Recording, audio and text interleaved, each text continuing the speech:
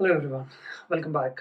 In this video, we're going to talk about one peculiar problem which we never think about when we talk about microservices, and that is something called as a timeout. Now, why do we see this problem? The fundamental thing about microservices is we think about doing the distribution of these services and ensuring that each service does what it's supposed to do. So in designing all these systems, what we eventually do is we come up with a system with a distributed design, and then there are multiple endpoints that we need to talk to, and one API talks to other and all that stuff, right? So all these things come into play, and that actually comes up with a different challenge, because this is all communication happens over network, so it actually brings us a problem which is very much common with the network, and that is called as a timeout. What do we actually mean by a timeout thing? So let's try and understand what we expect if any service to do, right? So this is my service A, this is my service B. So whenever I'm supposed to call this service from here to here, so I will call it, P will do whatever it is supposed to do and will respond back. So that is, sunny day scenario wherein I talk with this, these two systems talk and they actually react in a beautiful way. However, that's not the case all the time. So now what happens? What are the typical challenges that we see? So I'm trying to put three things here, three typical use cases that we see in terms of timeouts. So what happens? So I call system B from system A calls system B, and system B takes its own time and then eventually times out, right? So I don't have the current state of what has happened with my request. So the request has timed out. The second point is my call has gone to system B from system A. Now system B has actually responded. However, the value on my system A, thought that B couldn't process the request, and then before it actually waits for the complete response to be back, it actually times out. So that is use case number two. And the third one is, I've called system B from system A, and system B still doesn't know what to do with that request, and it takes its own sweet time, and then nothing happens. So we don't really know what has happened with this particular use case. So these are typical problems that we see whenever we talk about distributed system, and timeout is something that we need to really be thinking about in terms of solutionizing any system design. So we'll talk about what are the possible solutions that we can think about, and what we, as I was saying, we do have few of the choices in terms of solving this problem, right? So if we think about the common approaches, right? So I'm not saying this is the list for these approaches, but this is something that I can think about. And so I can think about, like, how do I solve this problem? I see 5 different approaches here. So this first approach, second, third, fourth, and fifth, right? So let's try and understand what these approaches are, and then go into the details of this. So first one is assume that it has worked, right? You hit a problem, you hit a timeout, you say that your system assumes that it has worked. Second, if it's a repeatable read that I'm going to read from the database, and I'm not really worried about the current state of that particular information, and the value that I have could be in a way where I can reuse the value which was retrieved previously successfully, then I can actually make use of cache system. Third one is assume the remote operation has failed. So now this is typically the most complicated one, wherein we need to think about how do we think about if the remote operation, the B system has failed, and then how do we handle this. The fourth approach is check and see if a request has worked. Now this is by far the safest approach, wherein you would actually, on a system B, you would put up a system wherein you can come back with some kind of request ID or a correlation ID and ask them, okay, do you know what has happened with this particular request, and can you tell me the current status of it? So that is something we can put as an option for. And the last approach is, the worst one is like give up and let user figure it out.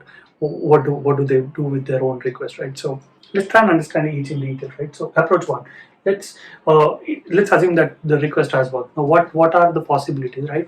Now in this case, as a system A, I'm assuming that since I didn't hear anything from system B in time, I'm assuming that it has worked.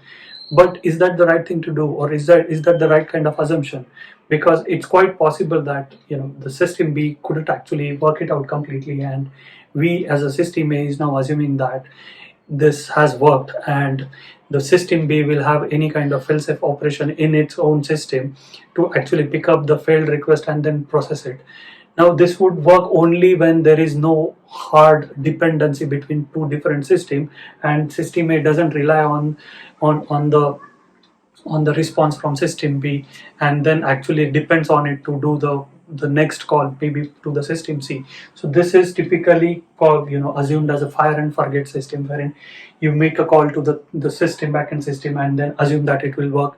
You don't really worry about the timeout value and all that stuff.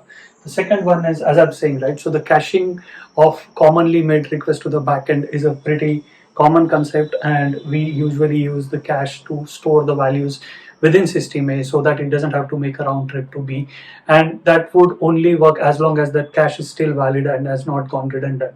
So again, for this approach we have to think about it.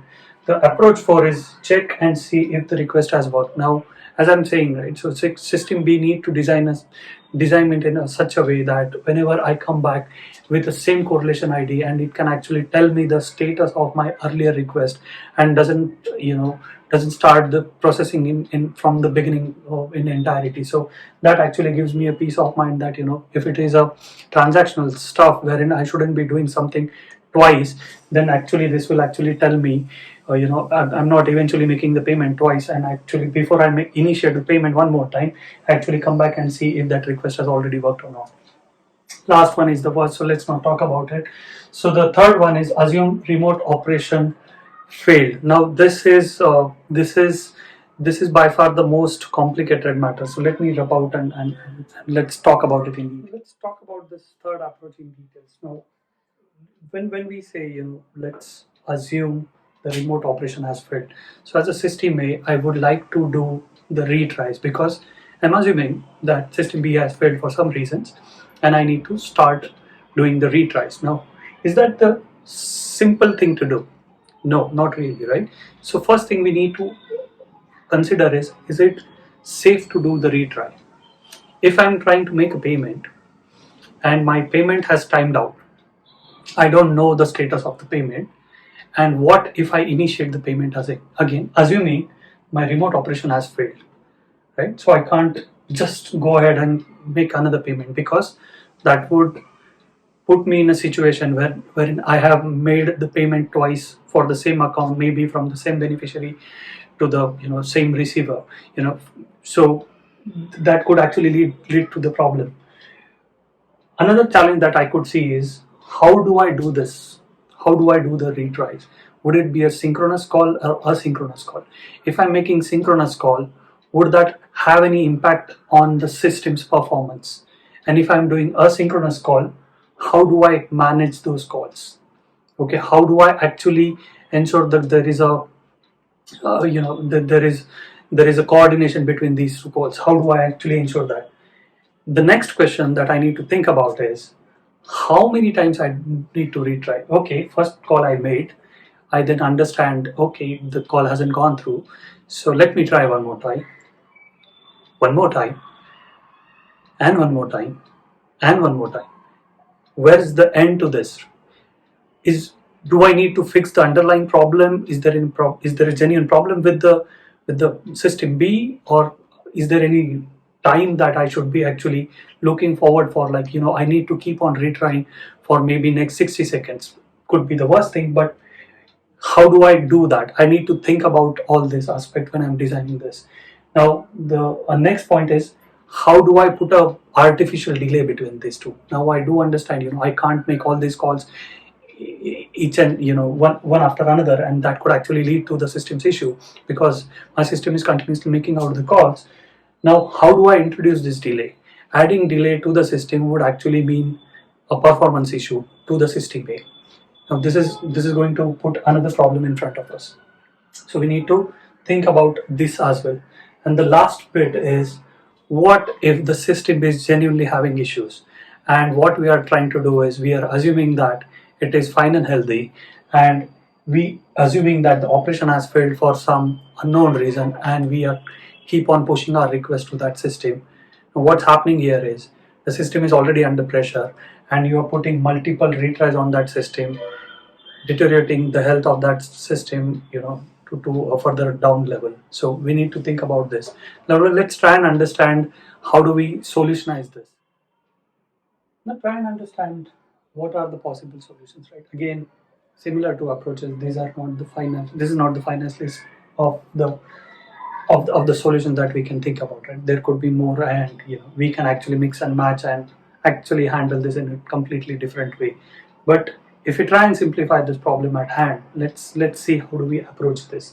So first is use additional timeout values. So if you realize that the system A and system B is usually take 10 or 20 seconds all the time, and the timeout is defined as a 10-second, and the average response time that we get from the system B is 12 seconds. So try and increase the timeout value from system A to system B to maybe like 20 seconds, so that the request is eventually processed by system B and system A is not in the limbo. The second approach is making retries safe. Now, when we build the system, when we know that system B will, there's a possibility of system B to take more time than it should, and it should usually take, and there are possibilities wherein we believe that it's a heavy transaction, heavy stuff, and usually need more time, and we don't want this timeout value to be really high, the first one. Then we can make the system be a little bit intelligent in terms of it managing its own state and ensuring that it exposes an endpoint wherein it tells to the consumer system A that has my retry worked, and is that retry safe, and if I go ahead and make another call, will that retry be a safe thing to do or not? So I have to build that kind of intelligence in the system so that it actually takes that as a successful request. The third one is a message broker. Message broker comes with its own set and challenges. However, it gives us the ability to manage things asynchronously, right? When we talk about APIs, we expect everything to work end to end, right? Now, in case of message broker, we get the possibility of moving away a little bit from the synchronous thing into the asynchronous part, wherein we can expect message broker to deal with this additional coupling thing, and then wait for that response to be back, and then save the state of that particular request at a particular data store, so that system A can go and understand what has happened with that particular request.